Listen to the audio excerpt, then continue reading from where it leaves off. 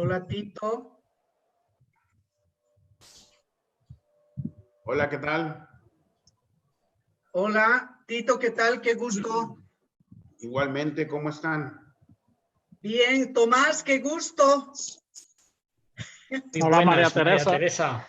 Alegría ¿Qué tal? de verte. ¿Ya Aquí comenzó? estamos. No, no comenzó todavía, ¿no? Estamos No. dando un par de minutitos. Ah, perfecto, perfecto. Pensé que ya estaba incomodando. ¿Qué tal? Muy bien, muy bien. Una alegría poder conectarnos por esta vía. Sí, además vernos, por lo Sí. menos. Qué lindo. Sí, Saludos. sí. Hola, Emilio, ¿qué tal? Muy bien, muy bien. Quiero recordarles a todos que estamos con un grupo de Europa también, por lo que la Muy bien. presentación será en inglés y si podemos, las preguntas y comentarios luego, hacerlas en inglés para beneficio de los compañeros europeos. What I'm saying is that because we have the group of Europeans, we're going to have the presentation in English, and then also the discussion. We'll do it in English so that we can all participate in the process. We are ready, Emilio. Yes, whatever you want. Luis, happy to see you again. Luis Vázquez. Hello, Mr. Sancho. Hello, my friend. From Oaxaca. 2014 estuvo por acá. Reengineering water, reingeniería del agua. And Very good. very good. Regards. Okay. Well, for us to get started, I want to present our speaker, Ingeniero Tomás Ángel Sancho Marco. He was born in Zaragoza, Spain, and he has a master in civil engineering with also degrees in law and business administration and management. So he has been studying for a long time, like many of us. He's the former president of the Ebro Water Confederation and president founder of 3 state societies related to water. And he has been the general manager of engineering consultancy firm. Nowadays, he's currently working in the Spanish Ministry for Ecological Transition, a relatively new ministry in Spain. He's a past president of the World Council of Civil Engineers, where he was also president of the Standing Committee on Water. He's also currently a member of the World Federation of Engineering Organizations Executive Council since 2015. And he's also the chair of the Working Group on Water of WFEO, which is sponsored by the Institution of Engineers of Spain. He coordinates the Technical Committee on Water for the Spanish Colegio de Ingenieros, Caminos, Canales y Puertos, which represents the civil engineering in Spain. He's also a member of the Spanish Committee on Large Dams and a member of the Club of Rome, a very distinguished group. He's considered an expert in the topics as he's had wide experience, not only in Spain, but internationally in infrastructure, funding, planning, and water management. With you, I have the honor to present Tomás Ángel Sancho Marco. Tomás, the floor is yours. Thank you so much, Emilio. Dear colleagues, my pleasure to be with you today. We can share this first report of the World Federation of Engineering Organizations, jointly with our World Council of Civil Engineers, related with water and the SDG 6. This first report is about the best practices on drought and flood management, engineers' contribution. Next, please. Tito, siguiente. Well, this is the index of the presentation, but as I've told you before, the Working Group on Water has committed to deliver 3 monographs during the 3 years mandate, and the World Council of Civil Engineers, the chair of the Standing Committee on Water, is the executive director of this group of the World Federation. Next, please. Siguiente. You can see, oh no, the previous, please. Thank you. You can see that in the dictionary, engineering is nearly absent. You can see the little word engineering in the whole picture of the ABCs of disaster risk reduction.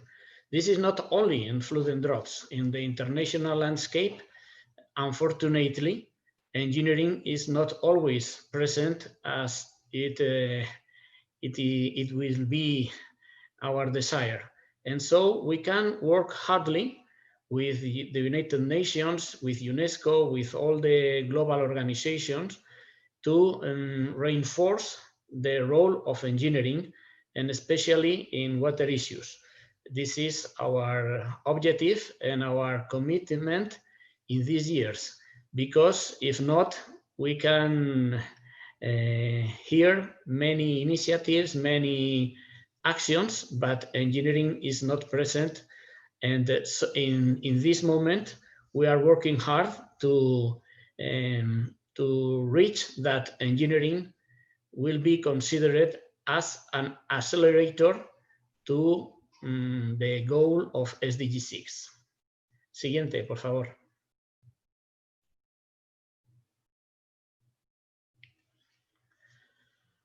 Well, in this report, we are showing to the international community of professionals and also the agencies of United Nations that the best practices for the risk management of droughts and floods, highlighting the engineering's contribution. A few decades before, the approach for the droughts and floods management was the crisis-based approach.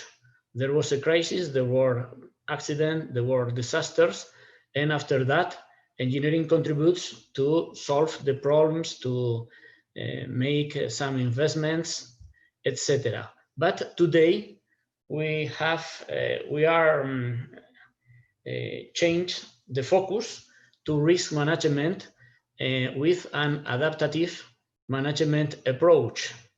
You can see in this presentation. Siguiente, por favor.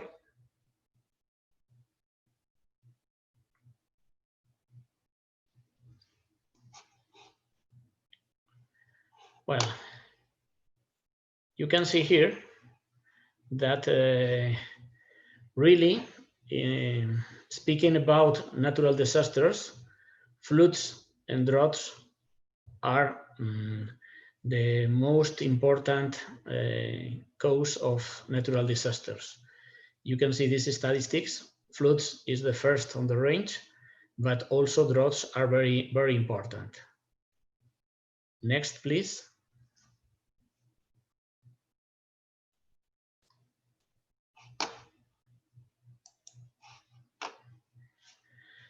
You know that the total elimination of the risk is not possible, but we can advance in the implementation of protection measures, and it's necessary to promote awareness of self-protection in citizens. Droughts are also an extreme hydrological phenomenon with low water availability, which take place slowly, sometimes imperceptibly, and when detected is too late and can cause very high social, economical, and environmental impacts. These natural events, droughts and floods, have become current global topics regarding water issues as reflected in the Agenda 2013, not only in SDG 6, but also in SDG 11. some economical estimations are saying that the incidence of this natural phenomenon are about 2% of the GDP of the nations in the developing world. It's not as huge as the COVID this year effect, but it is very important, and the management of these events, these extreme events, are very important for development, especially in the developing world, but also in the first world. Siguiente, por favor.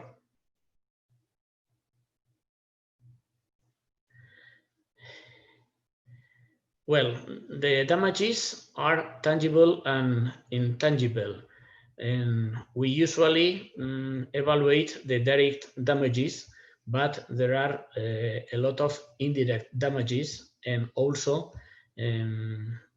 unfortunately, the victims and also the damages in the historical heritage and landscape. Siguiente, por favor.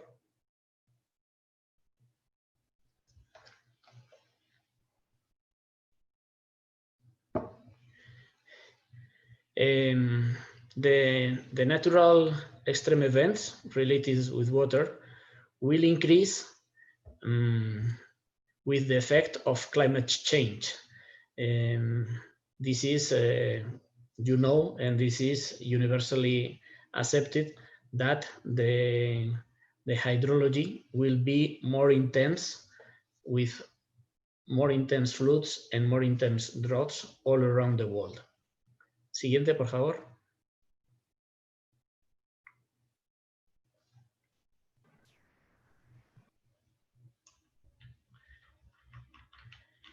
As I've told you before, the traditional approach were reactive. The measures and actions that are only triggered after the extreme event has occurred, but now the approaches are based on risk reduction, with disaster risk management, with the consideration of the climate change, and with the focus on the sustainable development. And there are measures prospective, corrective, and compensations. Three important actions: that first the prospective, after the corrective, and the compensation. Siguiente.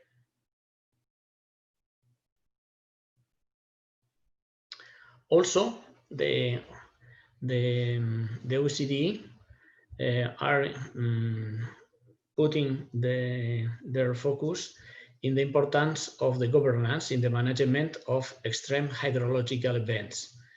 It is important that all the stakeholders, mechanisms, regulatory and legal frameworks will be integrated, coordinated, and the OECD has detected that they are very weakness situation in more of these aspects: data and information, regulatory frameworks, integrity and transparency, monitoring and evaluation, clear roles and responsibility. There are a long way to be run, but the direction is well marked. Siguiente.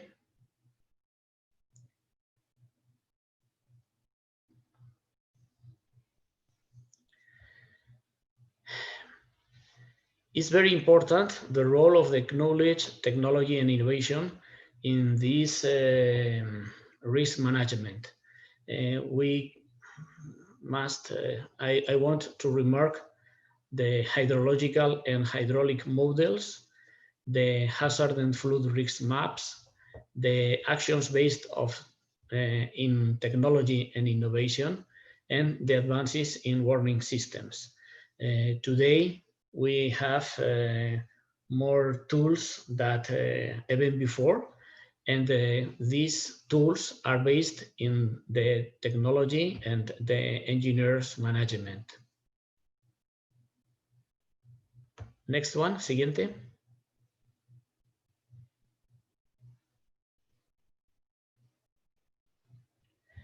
In the report, we collect 19 cases and international experiences. You can see the 19 boxes that are on this report, and there comes from all around the world, in Africa, America, Asia, Europe, Australia, and so we can collect, fortunately, a big experience and a big cases, a big number of cases all around the world. Siguiente, por favor.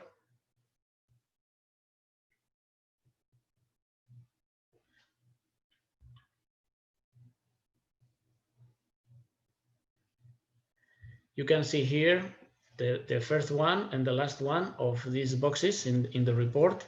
The first is the Lake Chad. You can see in the figures how currently the surface of the lake is about 20% of its former surface.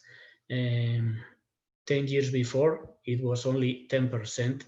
And you can see the consequences of not to implement a risk management and to prevent the droughts in this case. This is one of the most important lakes in the world. And on the right, you can see another box of the report, the last one. In this case is the reuse of urban water for the wetland conservation in Apulia, in Italy. How can we dedicate natural resources to better improve the environment, thanks to the reuse of urban water? This is a good experience in Italy that the colleagues sent to us to this report. Siguiente, por favor.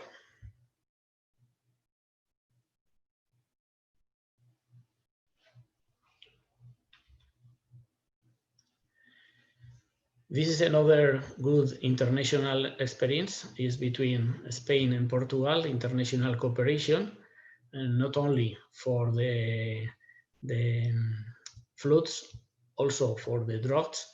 And so in the 5 shared river basins, Spain and Portugal signed in 1998 the Albufeira Agreement. Next one, siguiente. And so both countries, both governments manage the river basin in their territory, but with some conditions in order to, for instance, there are a work group on flow discharge regime, droughts and emergency situation. And well, both countries designate a coordinator in order to share information and order also to manage jointly this natural phenomena. Siguiente, por favor.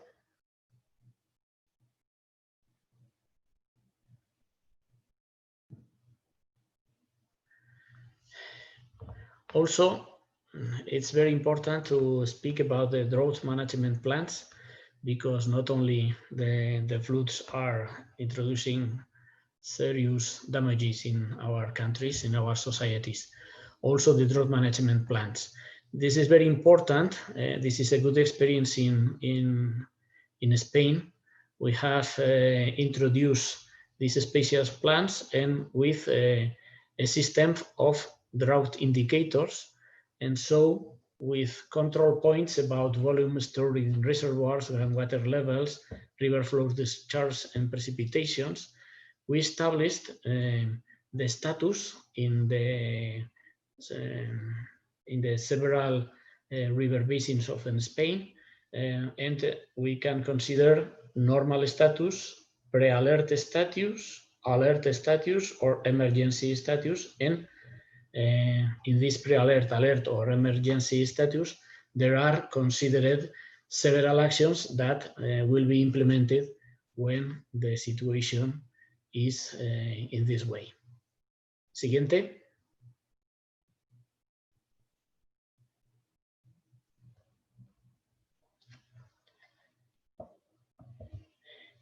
We have recently reconsidered these plans, and in the last drought period in Spain, 2014-2018, the drought management plans are revealed as an essential tool for drought management, and we can get a good improvement of water management, coordinated use of surface water and groundwater, water saves on irrigation, and improving on the monitoring networks have been key elements to cope with droughts. You can see the evolution in the Júcar River Basin Authority and the period in which the river basin was in alert and emergency situation. And so they put on the table several restrictions to the use of water. And so the damages were less than in precedent droughts that suffered in the same river basin of the Júcar. Siguiente.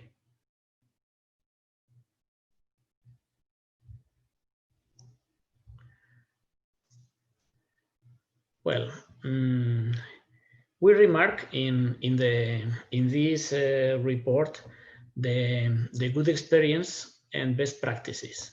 The first one considered best practices is the risk management plans, also for floods and droughts.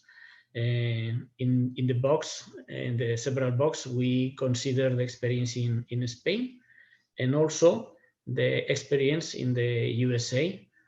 For instance, this is the regional water sets in the Johnson Creek River Basin. So internationally, there are considered these risk management plans as a previous way to prepare and to have really an adaptive management of floods and droughts. Siguiente.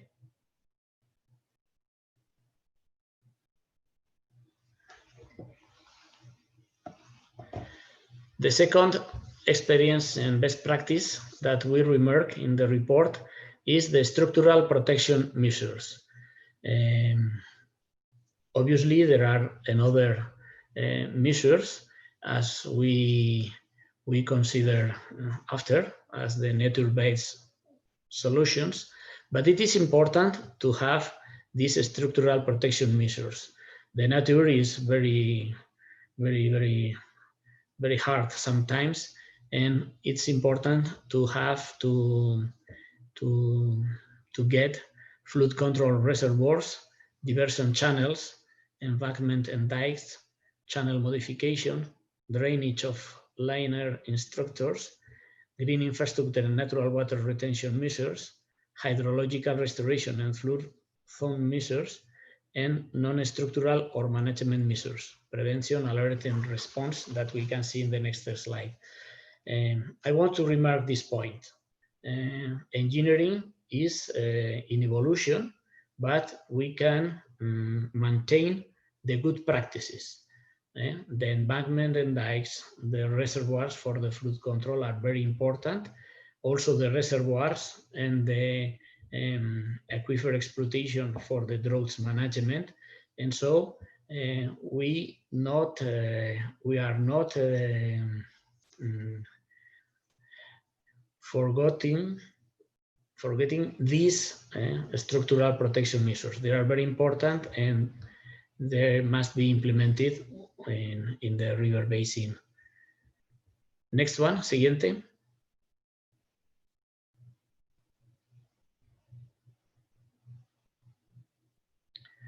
You can see, for instance, the reservoirs management for flood control. There are two boxes in the report. At the left, the experience in the Ebro River Basin in Spain, how you can decrease, very importantly, the peak of the flood, and also you can obtain the benefits to cost of these infrastructures in order to prevent the damages of the floods. The right side is the experience in the United States of America. This is the extract of the report of the US Army Corps of Engineers. Since 1936, the Corps has completed over 400 major lake and reservoir projects, and they finally obtained the conclusion that for each dollar that they have invested to protect for floods, they have reached a benefit of $6, 1 to 6. So it is very important, these accumulative benefits. And also it is very important that in our countries, we can obtain after a period, an episode of flood or an episode of droughts, the economical damages that we have avoid with our actuation. This is very important. Usually we can say that, oh, we have the flood peak has decreased from 3 to 1, but it is important not to say only the quantity of the flood, but also the damages that we have avoided with the management of these natural events, with the risk management. Siguiente, por favor.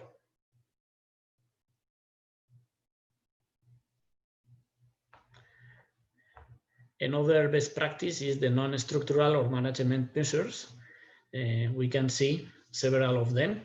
The adaptation measures for potentially affected assets for damage mitigation. The damage is not only caused by water, is also caused by how the infrastructures, the buildings, the installation are prepared in the adaptation for these events. Also, the prevention measures, land management and urban planning. Sometimes these buildings, these installations, these public services as hospitals, colleges are in flood areas with the risk that are associated. And so it's important as engineers to develop this land management and urban planning and in order to avoid this situation. Another measures are the warning measures, the flood warning systems with the technology, satellite, and the georadar. We can implement these flood warning systems in the river basins, and they are very, very effective in order to the management and also in order to advise the citizens for the future situation in the next days or hours. These are related with this civil protection in order to adopt measures, evacuate population, or take care with provisional measures to defend against flood in certain areas. Also, there are an effective measure as flood insurance that we must implement in order to decrease the damages for the population. Siguiente.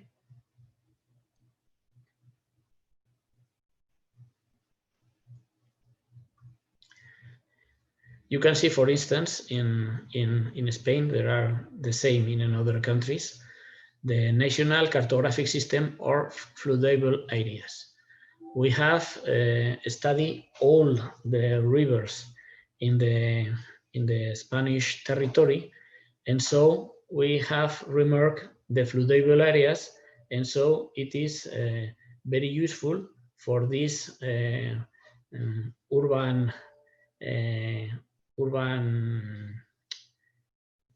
adaptation and landscape land territory adaptation, and in order to not use these areas to sensible buildings or collective services as hospital, colleges, or dangerous installations that will produce a very high hazard and very high damages if they fails.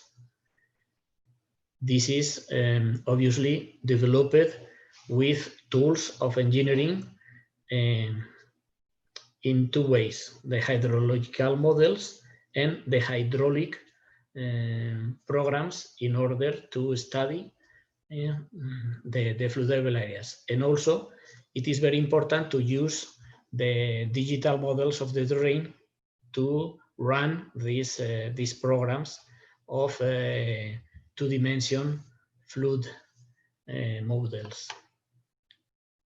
Siguiente.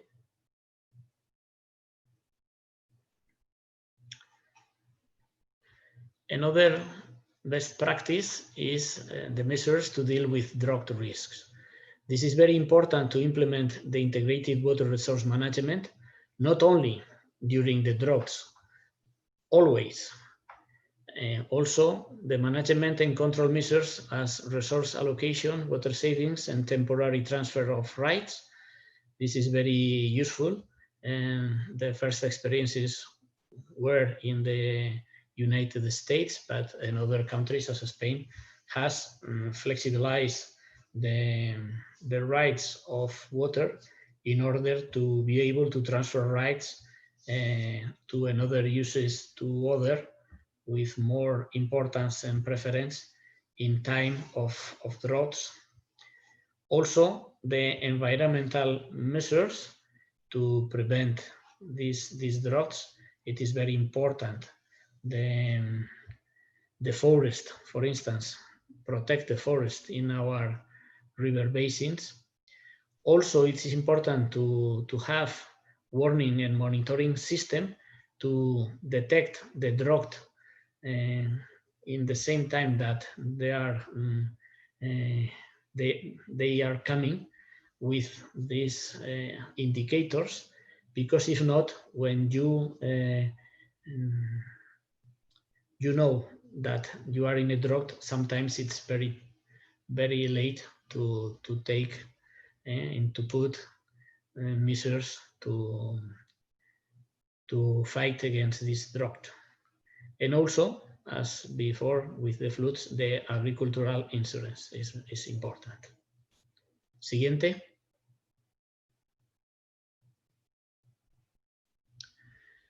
Well, lessons learned.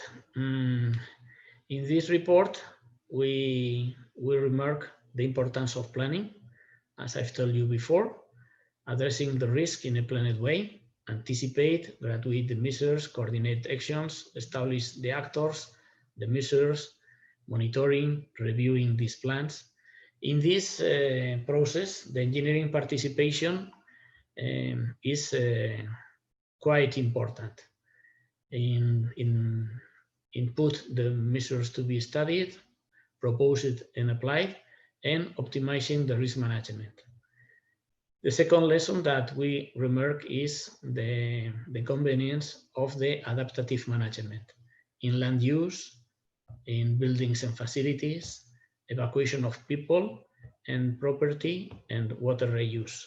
Engineering also plays a very important role in estimating the occurrence of time, the natural phenomena, the potential affected areas, the risk and potential damages, the definition of adaptation actions, the best evacuation alternatives to non-flood areas, the best options to guarantee the essential uses of water and limit socioeconomic damages in droughts, and to establish previously appropriate guidelines and actions in flood and drought management plans.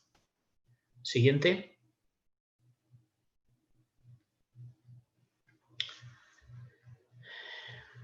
The three lessons learned is the technology and improvement of results. The weather forecast satellites, the GIS, the geographic information systems, the digital model of the terrain, hydraulic models, engineering is totally necessary for its correct use and to foster its improvement. It is engineering what drives and focuses the development of decision support systems, both in floods and droughts. And another lessons learned is that we need a combination of measures.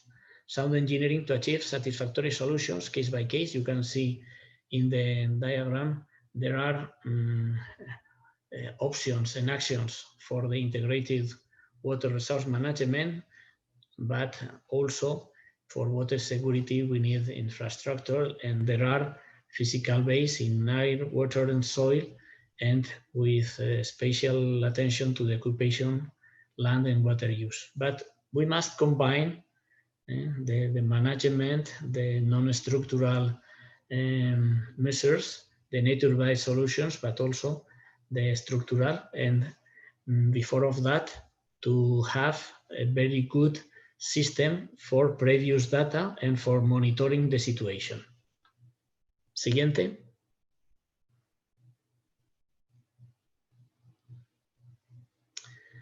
Well, finally, in this report, we remark the challenges for engineers. Currently, the engineering practice has become increasingly collaborative. We have in a process which that is favoring specialization, undermining engineers' leadership role formerly assumed by more broad-based generalist and self-sufficient engineers. On the other hand, specialization provides high qualification for the operation of complex tools in the analysis of these extreme events. And so we must have this formation, this qualification is important to have in the universities, and also in our professional association. We must provide this CFD for our engineers. Another aspect increasingly present in engineering today is global practice and its corresponding demands. We are working with several languages, with several regions, with different water culture, and we must adapt to diverse local factors. It's important to have the cross-knowledge transfer between countries with different features and idiosyncrasies. So, organization as our World Council of Civil Engineers must play a very important role in this sense. Siguiente.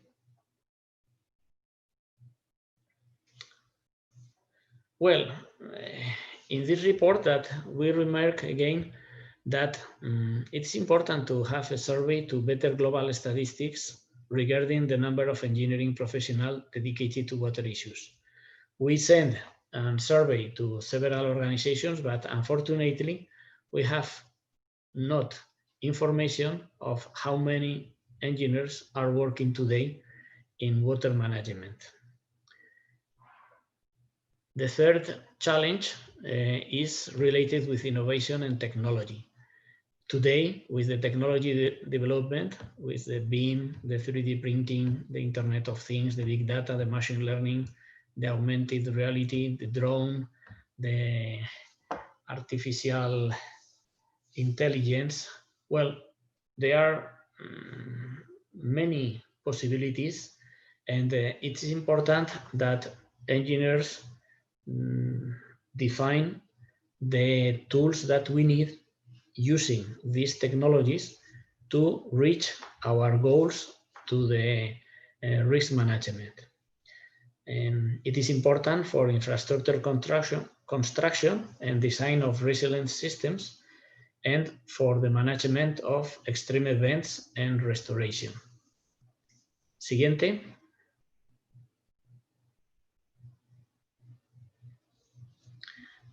This is a very important challenge for engineers. No, we are not only technical professionals. we must be leaders in our societies, as the Vision 2025 of the American Society of Civil Engineers remains a few years ago. So risk assessment and its mitigation is a key principle of engineering practices. And it imposes a responsible commitment to civil engineering professionals to adopt due to assess the effect of climate change on the works and the service they provide. Engineers, firstly, in charge of public facilities and infrastructure design and management, will have to adapt to climate change at the local level to ensure public health and safety. But also, secondly, the ground level of awareness to this risk and the high visibility of the impacts derived from the most intense storms and extraordinary events raise accountability issues.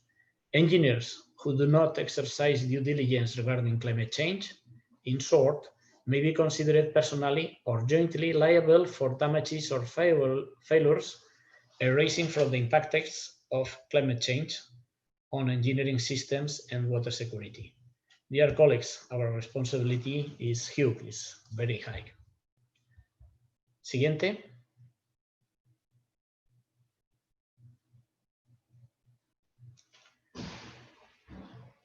Considering the challenges in the next future for engineers, we must consider emerging and future areas. For instance, we remark deep in studies of the climate change effects on resources. They incorporate climate change measures into national policies, strategies, and plans. Include climate change as one of the factors to consider in the design, operation, and management for the safety of the new critical infrastructures and for the adaptation of existing ones. And to achieve these goals, we must implement the following actions. Develop joint initiatives to develop projects within the innovation trends regarding the fields of information, planning, engineering, technology, and water management.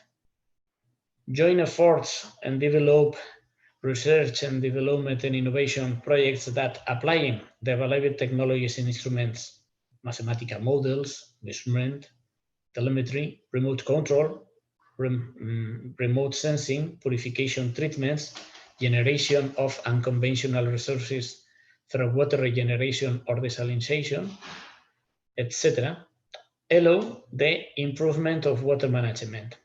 Establish technological innovation as a key development factor.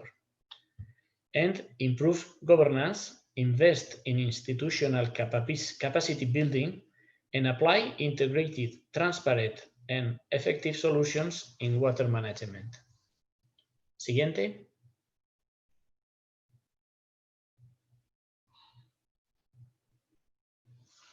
New roles and challenges. The 2030 Agenda states that the achievement of sustainable development in its three dimensions, economic, environmental, and social, must be addressed in an integrated and balanced manner.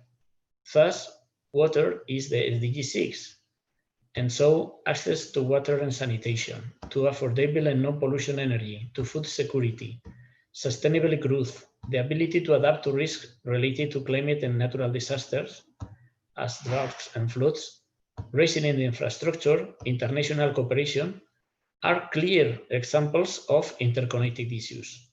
Today, engineers around the world are addressing global challenges, such as climate change, locally. When they carry out studies or project works, they must take these global challenges into consideration. Engineers face decentralized teamwork often. Leading multidisciplinary teams in droughts and floods is a great challenge. Furthermore, increased globalization requires engineers to overcome any cultural bias in its professional practice, a skill that should be exercised. In conclusion, engineers must best practices worldwide, such as 2013 WFEO Codes of Best Practices for Sustainable Development and Environmental Protection. Think with a global vision and act with a local vision. And also the Code of Good Practices, Principles of Adaptation to Climate Change for Engineers. Well, this is the final reflection in the report. In the next slide, siguiente, you can see the contributors of the report. And there are more than 18 professionals. Our appreciate to all of them. And well, this is the presentation. Siguiente. I am open to your comments or to the discuss of these floods and management, flood and droughts management, the contribution of engineering and best practices. Thank you so much. Thank you, Tomas. We will now open for questions or comments.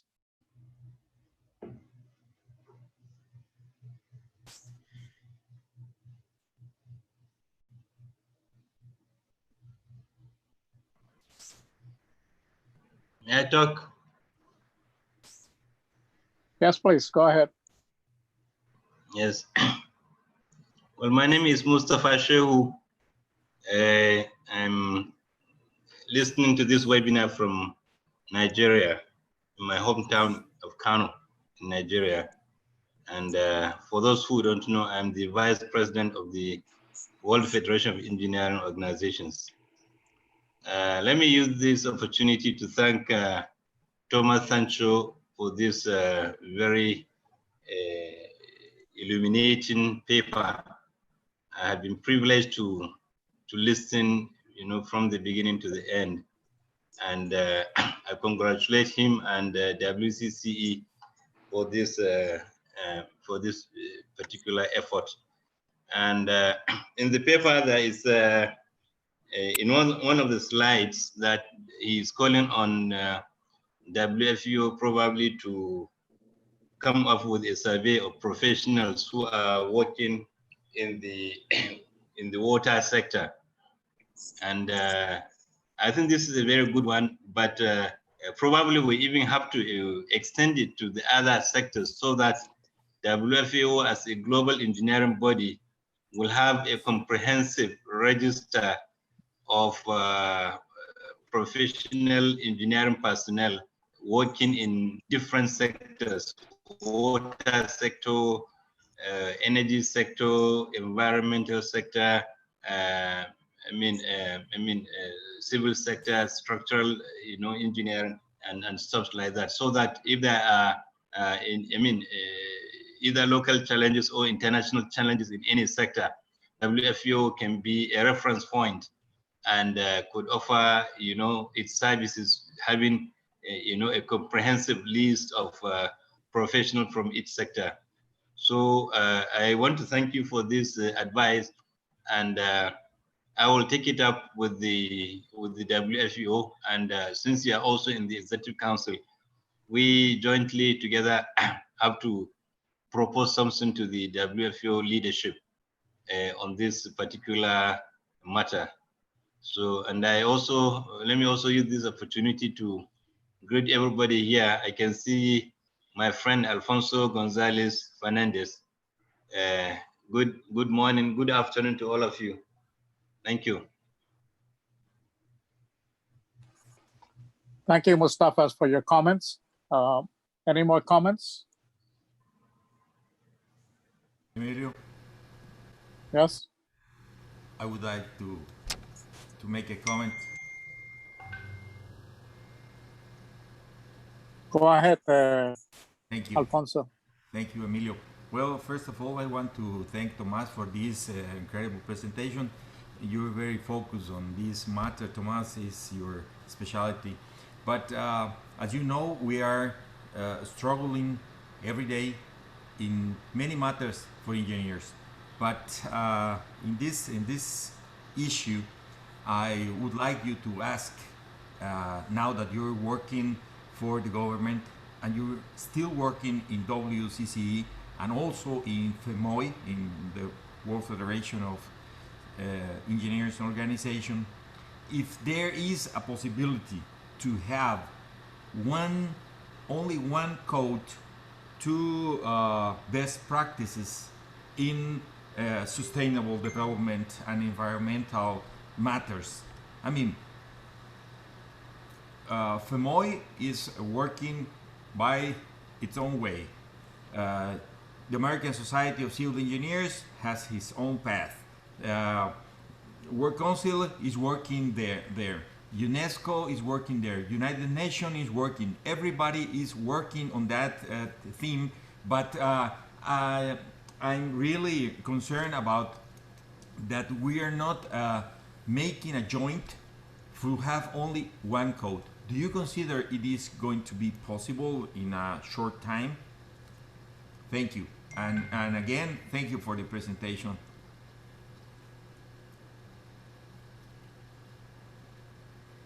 Well, thank you, Mustafa. My pleasure to meet you again. And thank you, Alfonso, for your considerations. Well, the working group on water, specifically in water issues, try to do that, to have a common umbrella, adding the capabilities and the strengths of both organizations, the World Council of Civil Engineers and the World Federation of Engineering Organizations. So, World Council is a partner of United Nations Water, UNWater. WCO is not partner, but we are jointly representing World Council and World Federation in the meetings of UN Water, because the goal is to increase this consideration of engineering. You can see the little word in the ABC of the natural disaster reduction. Here in Spain in the ministry, in the meetings of UN Water, in the meetings all around the world about water issues, I always have we must how many times we can hear governance? A lot of times. But engineering? No, engineering is it's infrastructure. It's not important today, and it is quite confused. So it's important to have a global umbrella to represent engineer in the global institutions. The global umbrella is the World Federation of Engineering Organizations, but the World Council of Civil Engineering are very specialized in issues as water or as structures and other matters.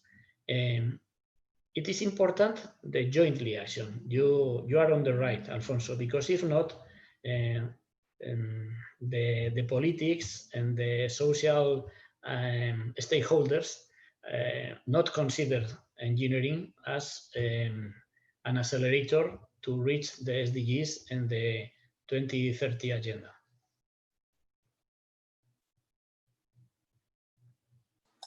Thank you, Tomas.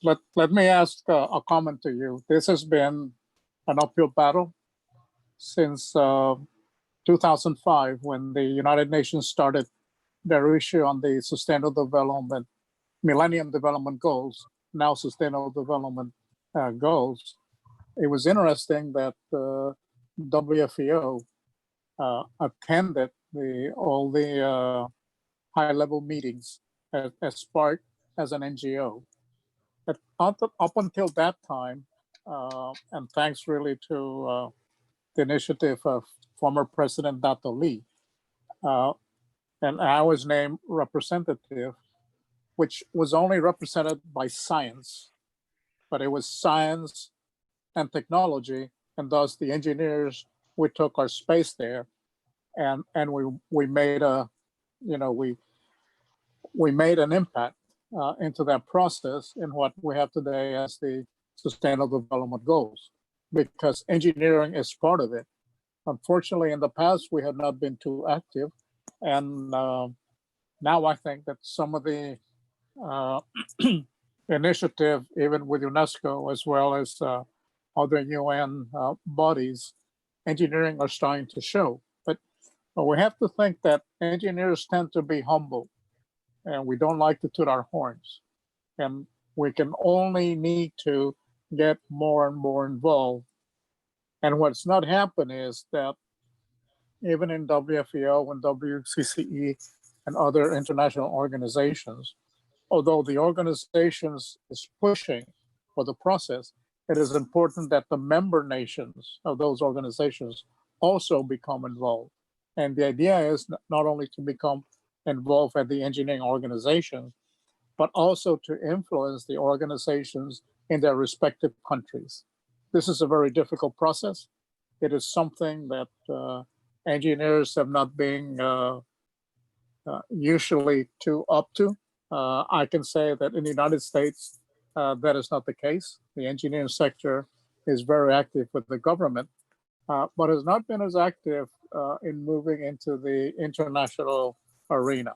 And that becomes very critical, that we, the individual organizations, need to get involved with the national governments in promoting these, all these efforts. And Tomas, I'm glad that you said that an agency that is not, let's say, widely known, although making a big difference, which was my former agency, the U.S. U.S. Army Corps of Engineers, has an enormous amount of knowledge on these topics. The agency has been in the forefront, since the Revolutionary War, when it was created. Actually, it was created before the nation. So it is very important that we use those resources. They're all available, and how we can get together within WFEO and the WCCE to push, engineering organizations in these world arena. So it's really our challenge to get moving into that process. Any other comments or questions?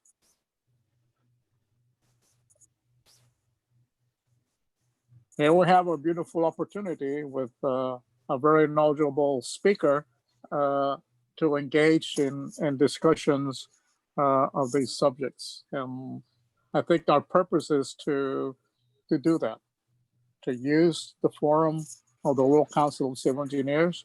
We're starting to get participation from ECI. We're starting to get participation from FAEL. And we will be continuing this series of webinars. And probably today and tomorrow, we'll be sending the notice for the next webinar. Any comments from anybody in the group, please?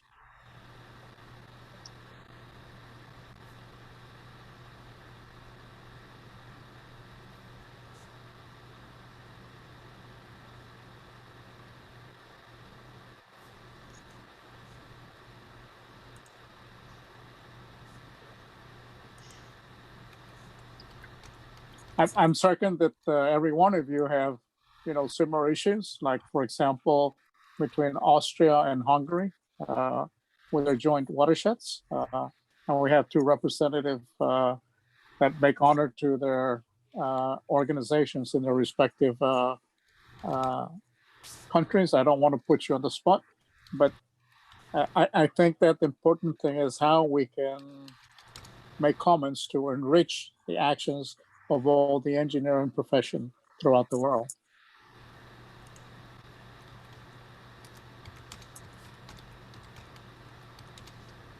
Tomas, and I think one thing that was missing, and I want to put it in, is the issue of conflicts.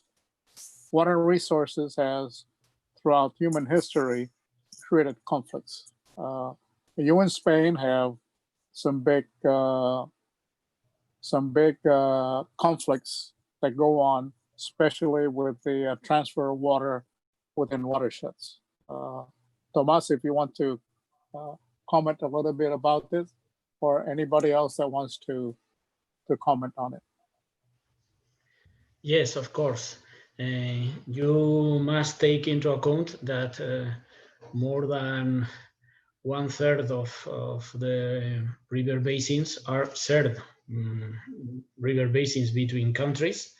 The natural river basin is not the under the politic territorial division, and so they usually introduce conflicts, not only between countries, but also between regions in the same country, provinces, or in Spain, the regional governments, the autonomies. So this is very important to have instruments to the management of these transfers, and to have bodies to the jointly management of shared river basins and aquifers. There are huge aquifers shared by several countries also. And so this is very important. But I try to express very well. There are several political aspects between negotiations between governments and the political representatives of these regions, of these countries. But it is very important that all the negotiations and agreements will be based in good technical studios, because if not, if you have not studies very well based, the decisions will be wrongly, will be a mistake. So the Albufeira agreement is a very good example. Here in Spain, the most important transfer, the Acueducto Tajo Segura, the Tagus Segura aqueduct, in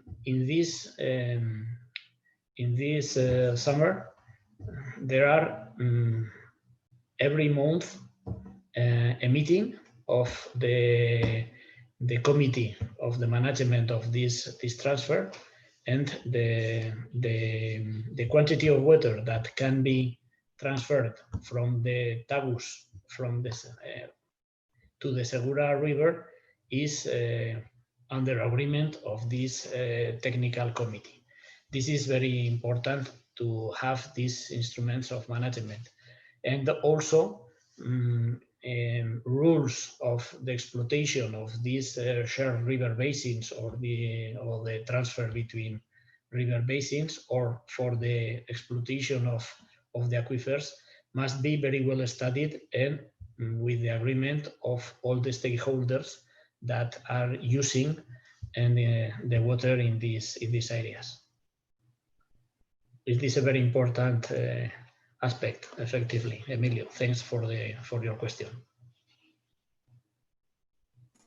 I think maybe a future topic is to be water transfers and how the different water laws in different countries, take all these things into consideration, knowing that the term water wars really explains what happens just about every place in the world. They do become wars, although not as the usual that we think of battles, but they have provided for battles. So maybe this is something, Tomas, that we need to consider, how we can do a webinar where we can get people from different countries and explain briefly their experiences in this process. Thank you, Emilio. Very interesting. Thank you.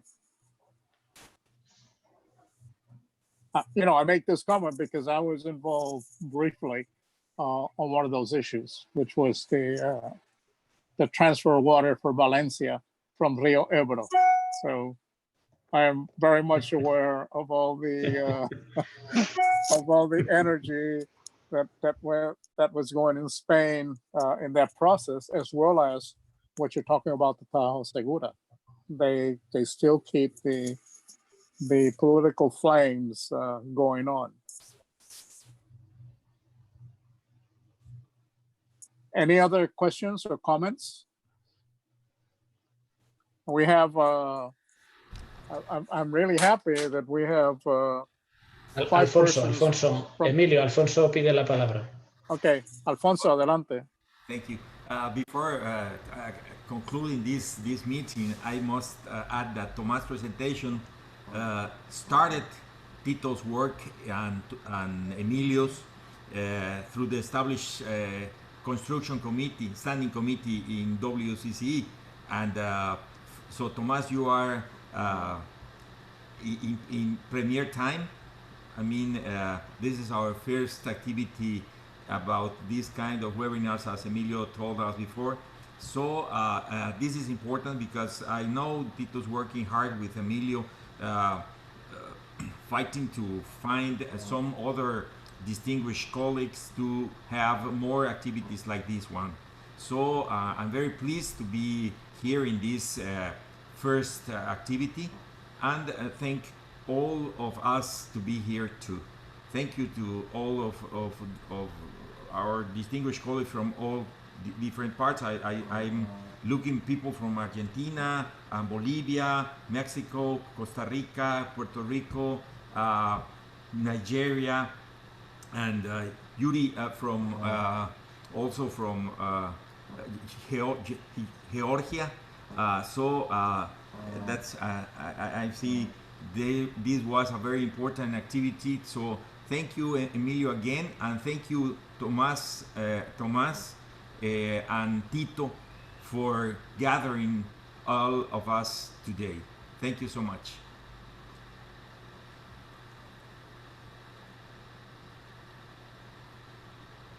You know, Alfonso, thank you for that. But I must say that the driving force behind this was Tito Fennett. So he has been really pushing this. I want to say that we really have two sessions going on. We have one for the Americas, which we started as an experiment that Tito thought about, and that has gone very well. We have got groups of up to 80 persons participating in these. These are in Spanish, and we decided to move one step forward to include Europe and Africa. But understand that because of the hour differences, it makes it difficult to have them both on it. So you will be seeing more and more of these seminars coming through on Mondays in Spanish, and Tuesday eventually for Europe and Africa, but they would also be available for those in the Americas. So we're trying to develop this, getting different topics. I don't think we have a limitation of topics. We have had very good success. But Tito, why don't you tell us about the next webinar in English, please? Yes, thank you, Engineer. We have next week a webinar in America about the COVID-19, and we also will have for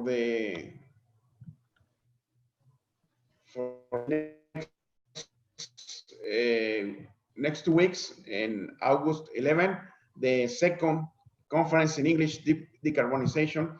It's a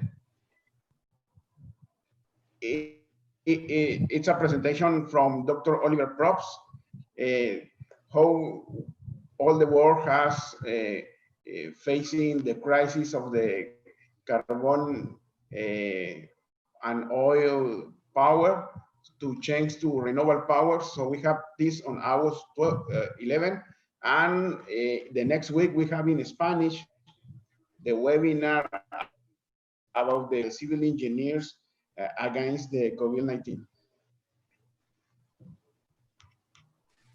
I think, Tito, to expand on that, the one next week that we have in Spanish is about the experiences in the construction sector of activating the activities in construction during the pandemic process. So this is going to be very nice because we have right.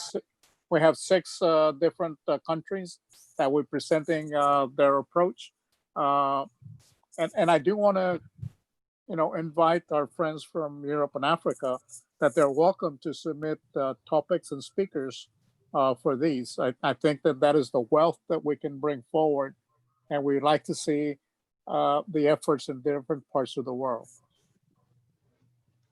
Yes, the next week is in Spanish. It's for America, and we have all the participation of the civil engineer against the COVID-19, even construction, even administration. We have many topics to talk about, how we are reactivating the construction in the middle of the pandemic, how we can fight against the pandemic with sanitation and the sewage plants. We have to be ready, and there are a lot of topics. We have 5 panelists: Puerto Rico, Mexico, Honduras, Uruguay, and Costa Rica. And in 2 weeks, we will have the conference of energy, the decarbonization, how we are facing this crisis of energy. And we hope Africa joins soon with us, with some panelists, even on a webinar or even in an individual conference. And we also are recording all these meetings, so you can consult later. We recording this in YouTube, so it's easy to share with other people. Good. I believe there's another comment. Yeah, Alfonso contacted me last week for the possibility of making a presentation at one of the webinars of WCCE. So I am actually looking into that. Probably by September, I should be in a position to present one of the papers here for WCCE. Thank you, Mustafa. I sent you today a mail.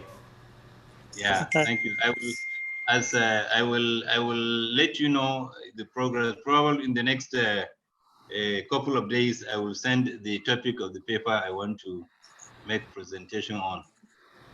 The next 1 week. Thank you. Yep, you're much welcome to do it. And we want to open the invitation to the other participants in really, asking for topics or even providing presentations. Okay. Okay. And I just learned that you will have a session on energy. Is it in August or when? Otherwise, I could also be one of the panelists if there is a webinar on energy. August 11th. August 11th? Yes. We'll send you the link so you can get it. Okay. Okay. Let me have the details so that I can also participate for that one. Mustafa, I just make comment that maybe the linkage of giving the information for the seminar was not as complete as we wanted to, but we will be pursuing it more strongly in the process to have everybody have the information and understand that when you receive the invitation, which will be in the next couple of days, please feel free to circulate it along your organization. I'll do that. We hope that we can get to the point where we bust the number of participants in the webinars that Zoom allows as we currently have it. Okay, certainly I'll do it. I will make sure that a lot of people participate in subsequent WCCE webinars.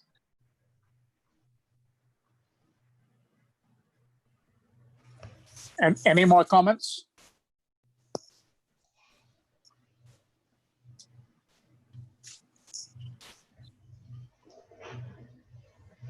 I mean, don't be bashful.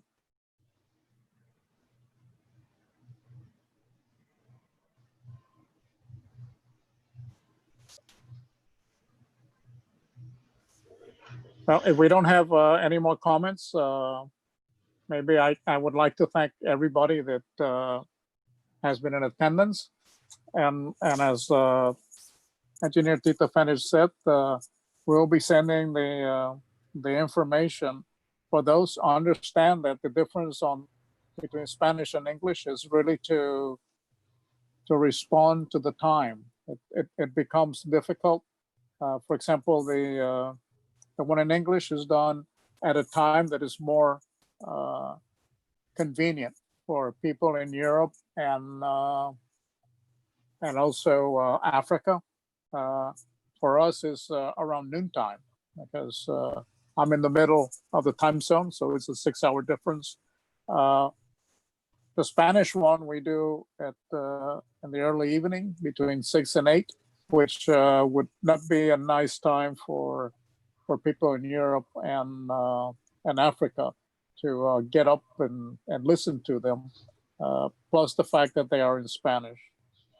But we may want to consider in the future of having, you know, the same presentations in English and Spanish, at least for the themes. So with that, I want to thank everybody. And Tito, do you want to give a final wrap-up comment? Just to say thanks to Engineer Tomás Sancho. Thank you for being the first one in this exercise in English language.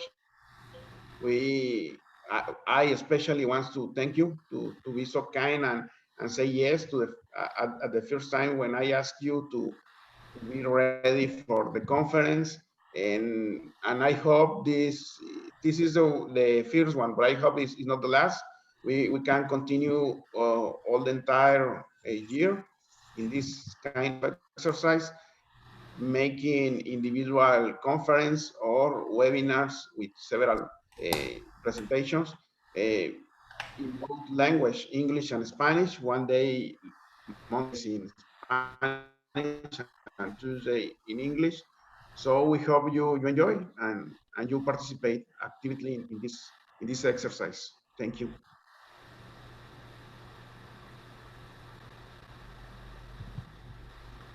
Thank you to all of you. Okay, Tito, I think we can, you know, close the session. Okay. And I want to thank everybody, and especially Tito, for all the efforts that he has made, including progressing in artwork for promoting these conferences. Thank you for all attending, and have a good day.